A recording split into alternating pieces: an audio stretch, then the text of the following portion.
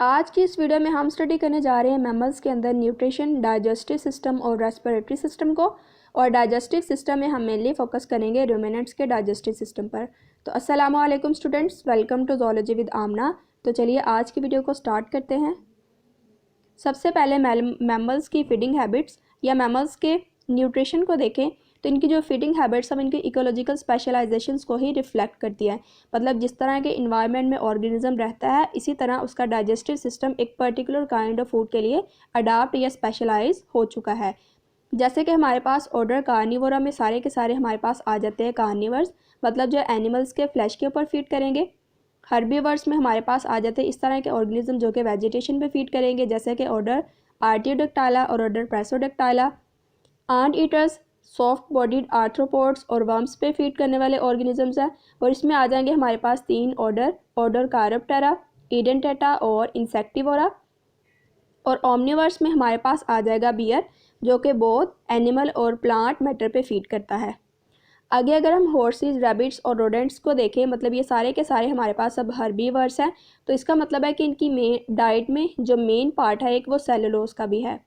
लेकिन यहाँ पे इंटरेस्टिंग बात यह है कि इनके डाइजेस्टिव सिस्टम के अंदर सेलुलोज को डाइजेस्ट करने के लिए सेलुलेज एंजाइम प्रोड्यूस नहीं होता। तो फिर भाई ये सेलुलोज को कैसे डाइजेस्ट करेंगे? असल में इनके डाइजेस्टिव सिस्टम के अंदर एक फर्मेंटेशन पाउच या सेकम जो है वो प्रेजेंट होता है लार्ज और स्मॉल इंटेस्टाइन के मिड में। और ये इस तरह का पाउच है जहाँ पे बैक्टीरिया जो है वो प्रेजेंट होते हैं और बैक्टीरिया ही सेलुलोज को डाइजेस्ट करने के लिए सेलुलेज एंजाइम रिलीज़ करते हैं। इस तरह इनके डाइजेस्टिव सिस्टम में सेलुलोज जो है वो डाइजेस्ट होता है। अब सेकम को फर्मेंटेशन पाउच का नाम क्यों दिया गया है?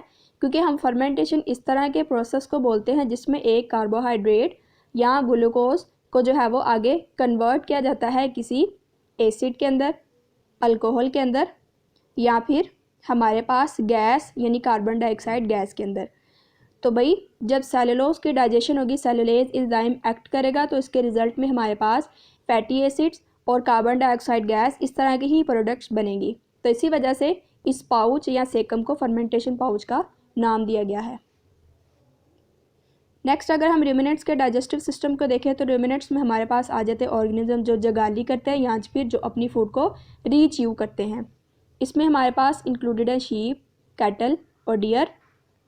और इनका जो स्टमक है वो 4 चैम्बर्स पर मॉडिफाइड होता है। अब जैसे हमारे पास ये एसोफेगस है, आगे हमारे पास ये स्टमक के 4 चैम्बर्स है। सबसे फर्स्ट चैम्बर हमारे पास है रुमेन, इसके बाद है रेटिकुलम, ओमेसम और एबोमेसम। इनमें जो फर्स्ट 3 चैम्बर्स हैं वो हमारे पास फर्मेंटेशन पाउच हैं और जो 4th चैम्बर एबोमेसम है वही ट्रू स्टमक है। अब ये हमारे पास फर्मेंटेशन पाउच है, इसका मतलब है इन तीनों के अंदर जो है वो बैक्टीरिया प्रेजेंट है सेलुलोज को डाइजेस्ट करने के लिए। तो जैसे ही एसोफेगस से फूड आएगी जो कि ज़्यादातर ऑफ कोर्स प्लांट मैटर ही है, लेकिन प्लांट मैटर के अंदर जो कि छोटे स्मॉल इन्वर्टिब्रेट्स जो कि ऐसे ही उन्होंने मतलब कि स्वेलो कर लिए हैं वो भी इंक्लूडेड होते हैं।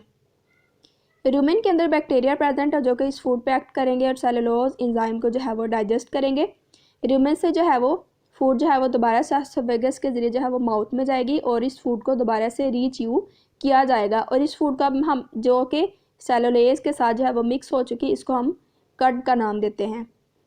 अब ये अपने कट को रीच्यू करेंगे और रीच्यू करने के बाद दोबारा से जो है वो कट रुमेन से आएगा और रुमेन से जो है वो रेटिकुलम में जाएगा। रेटिकुलम से फिर से फर्दर सेलुलोज की डाइजेशन होगी बैक्टीरिया के ज़रिए।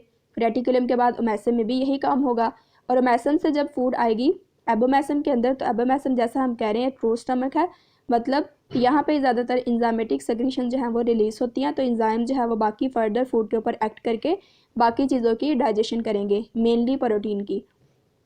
एबोमेसम से आगे फूड जो जाएगी स्मॉल इंटेस्टाइन में, जहाँ से मेनली ज़्यादातर जो है वो फूड एब्जॉर्ब हो जाएगी आगे ब्लड वेसल्स के अंदर। ओके जी, नेक्स्ट हम देखते हैं रेस्पिरेटरी सिस्टम ऑफ मैमल्स।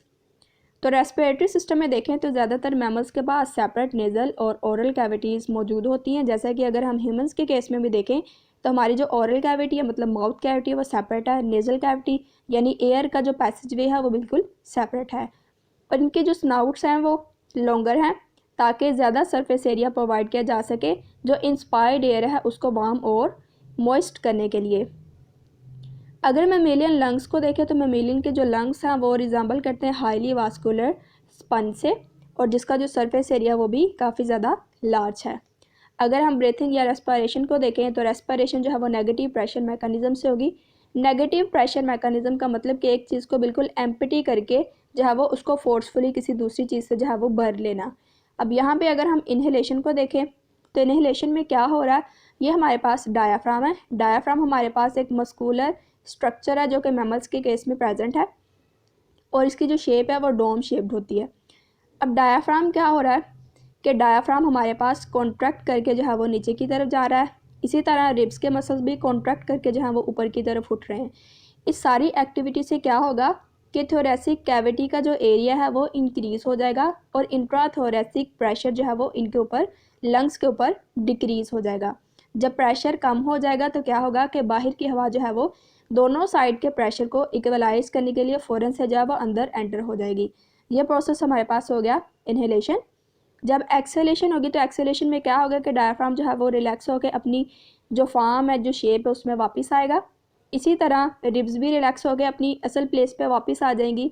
इससे क्या होगा कि थोरेसिक कैविटी का जो प्रेशर है वो डिक्रीज़ हो जाएगा और जो एयर है वो फ़ौरन से लंग्स के अंदर से जो है वो बाहर निकल जाएगी और एक्सेलेशन का हमारे पास प्रोसेस हो जाएगा।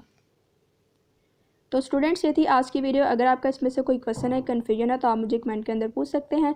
अगर आपको वीडियो अच्छी लगी है तो मज़ीद इन्फॉर्मेटिव वीडियोज़ के लिए चैनल को सब्सक्राइब करें। नेक्स्ट वीडियो तक के लिए अल्लाह हाफिज़।